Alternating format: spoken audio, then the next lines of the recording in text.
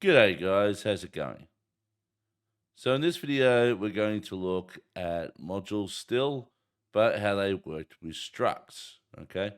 So what I've got on my screen is basically the same player we've used in the past, and I've got myself a create function that allows me to create a player, and then I'm just essentially printing out the player as JSON and then all their properties, right? As part of print statements. So if I run this, all we're going to get is basically there it is, the JSON, and then basically all these different members and what their values are. Cool. Now, if I want to say now I'm going to put this into a module, right? So I come up to the top of the file and I create a module. Let's call it, I don't know, esports. And then I go, cool. I'm now going to put all of this into my esports and save. Now we're going to get an error down here saying it can't find player because it's not inside of this main scope anymore. It's inside the module scope, right? So that's pretty easy. We can say we want player to be public. So with structs, we can just add pub like so and save. And we need to do the same for the create function that's down here. So we have pub function create and save. And now it's still complaining, and that's because, well, we're inside of a module, so I have to now specify esports : and then we run into another big problem. What's this problem down here with all these fields, right? What's wrong with it? Well, what happens is when you put a struct inside of a module, all the fields inside of a struct become private as well. And that is what's going on down here. It's saying, well, username is private, first name's private, last name's private, salary's private, blah, blah, blah, right? So this is intentional. This is to make sure that maybe in a given struct, you may want certain members that are only available to the module, and then you may only want certain members that are available outside the module, right? Now, if I want to make a member available outside the module, I can just put pub in front of that particular field, right? So I can say make username field a public field, and now it doesn't complain anymore. Let's say I'll do the same for is active, right? And I could do this for all of them, right? I could add pub to all of them, and it's just going to go away, right? So let's go pub and pub and pub. Cool. And now the program will run again as it did before. All right. Now, why does Rust kind of do this, right? Why does it force us to specify pub? Well, again, it's for making sure that this struct is protected for the most part unless you specify otherwise. So you may only want to use these fields inside the module, but use these outside the module, right? So it's in this case, you want to make sure they're public. Now, what if you want to get access to these fields from outside, or maybe you want to get the player's name, right? Say their name, but you don't want to give them first name and last name, right? Well, we could do something like this, right? We could come down to our player and we could create a function. We could say public function, and let's say name, right? And so we're going to go add self, and basically, whoops, we're going to return a string. So it returns a string. And then in here, we could return a format. And then we'll use that and that. And then we can pass in at self dot first name, at self dot last name. Cool. So now down here where we've got first name and last name, we're just going to now just change it to name. And then I can change this to name, like so. And that will work, right? And what have we got here? Why is it complaining? Oh, sorry, I forgot to put the semicolon on the end there. So it is. Cool. So this is a way of hiding first name and last name from the outside world, but still getting access to the full name within the module, right? Because this player implementation, this player struct, is inside the esports module.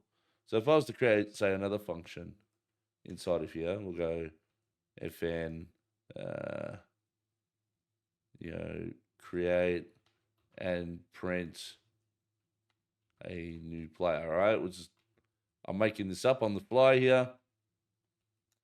So what I can do here is I go, okay, I want a new player equals, and in this case, because I'm inside the module, I just have to go player, create. And then I'm just going to grab the parameters from down here very quickly. And we'll just update the username for a second, right? So we're going to apply it now. Inside of here, I can still get a new player first name. Right? I can still get a new player dot first name. And in fact, I just need to make sure that that's a reference. And what's going on here? Formatting specifier missing.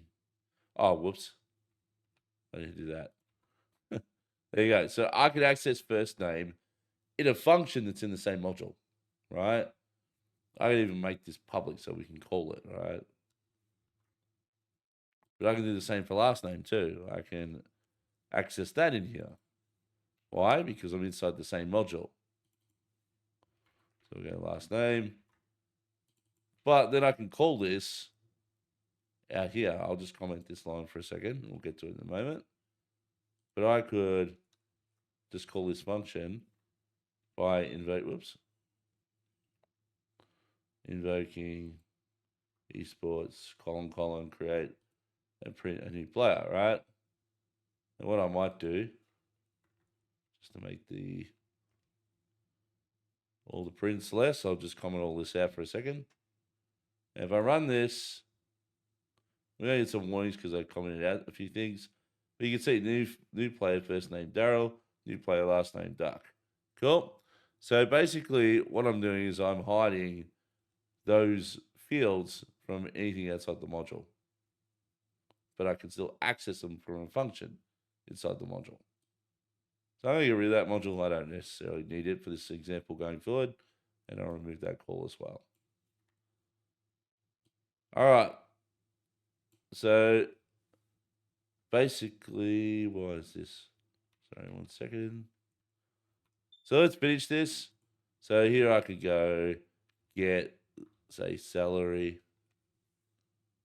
And then I can do the same here. Let's say, all right, get salary, and this returns, I think it's a F64. And technically, I could just say return 0, right? And never tell the person in the real world what the salary is. Say I want to keep that protected, right? I could do something like this. Sorry, that needs to be 0.0. I could do something like this, right? Now, currently the salary is 0 anyway, so let's make it 1,000, right? Out of the box. So if I run this again, it's still going to say 0, right? It's going to say 0, but we're really at 1,000, right? So I've abstracted away the idea that I don't want anyone to know what the salary is other than code that's within this module per se. Cool.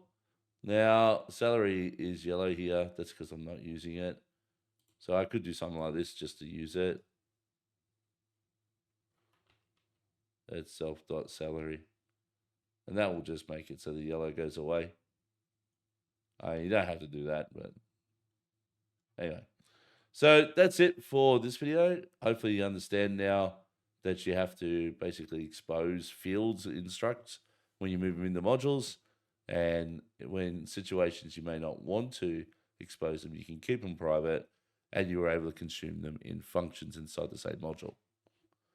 So that's it for this video. I will see you all in the next one.